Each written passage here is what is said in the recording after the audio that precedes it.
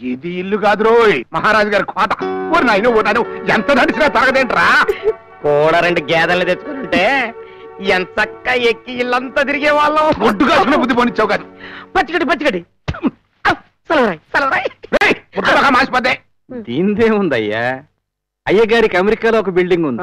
దాని ముందు gate Singapore లో ఉంటుంది, వెనక్ గేట్ ఐరోపాలో ఉంటుంది. ఈ 2 గేట్ల మధ్యన ఎన్ని ఎకరాలు ఉంటుందండి? 2 దేశాలు.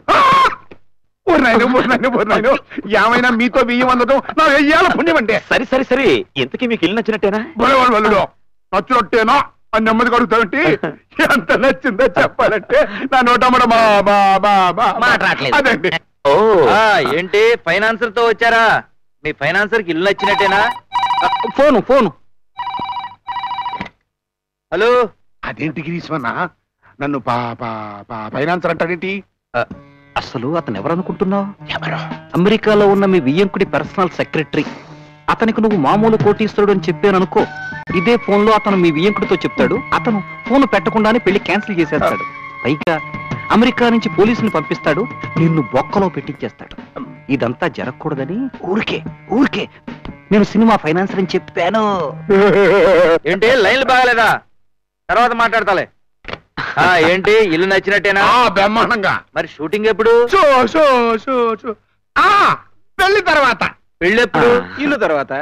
ఇల్లుకి పెళ్లికి సంబంధం ఏమిటండి? ఇల్లు లేకుండా పెళ్లి ఎలా జరుగుతుందయ్యా? పెళ్లి చేసుకోవాలంటే ఇల్లు కావాలి కదా.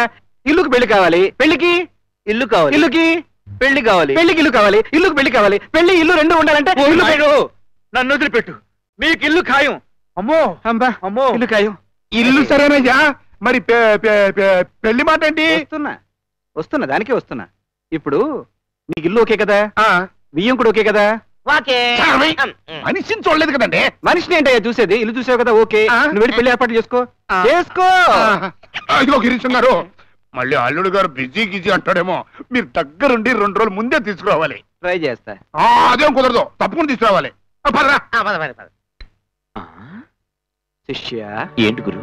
ఇల్లు కట్టి చూడు, పెళ్లి చేసి చూడు అని కదా అంటారు. కట్టిన ఇల్లు చూపించాం, పెళ్లి చేసి చూపిస్తాం.